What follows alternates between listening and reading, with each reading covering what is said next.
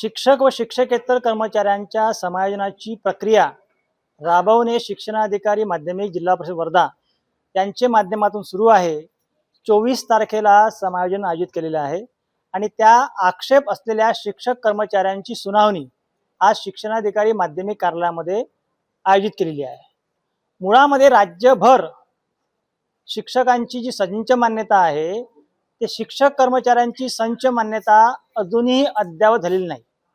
राज्यातील कोणत्याही जिल्ह्यामध्ये 100% शाळांना अद्यावत झालेली संच मान्यता मिळालेली नाही।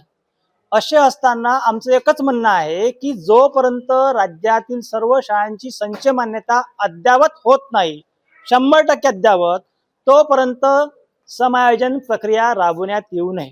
त्याचप्रमाणे राज्यामध्ये शेकडो शाळा आहे की ज्या शाळांमध्ये शिक्षकांची संख्या 0 झालेली आहे। अशा सर्व शाळांना शाळेतील शिक्षकांना अतिरिक्त ठरवून त्यांचं समायोजन प्रक्रिया राबवणं सुरू आहे। शून्य शिक्षकी शाळेबाबत राज्यभर गोंधळ सुरू आहे। याबाबत शासन स्तरावर धोरणात्मक निर्णय व्हायचा आहे। आमचं एवढंच म्हणणं आहे की समायोजन प्रक्रिया राबवण्याच्या पूर्वी राज्यातील सर्व शाळांची संच मान्यता 100% अद्यावत करा व शून्य शिक्षकी शाळांबाबत शासन स्तरावर धोरणात्मक नियम होऊ द्या। कारण की जर या सर्व शिक्षकांचं समायोजन केलं व मुलं जर शिक्षणाच्या प्रवाहाच्या बाहेर पडले तर राईट टू एज्युकेशनचा भंग होणार आहे।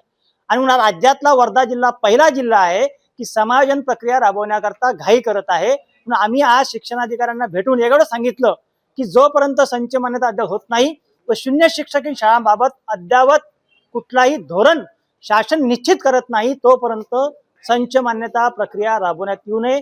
यासाठी आम्ही आज प्रहार संघटनेच्या वतीने शिक्षणाधिकाऱ्यांना भेट दिली व त्यांना सांगितलं की यापूर्वी सुद्धा या सर्व घिसाडघाईमुळे आम्ही शासनाला बहिष्काराचा इशारा दिलेला होता आणि हे सगळं समायोजन प्रक्रिया थांबली होती। परंतु नव्यानं फक्त वर्धा जिल्ह्यामध्ये ही संपूर्ण प्रक्रिया नव्यानं राबवणं सुरू झालेलं आहे। त्याचा आम्ही निषेध करतो।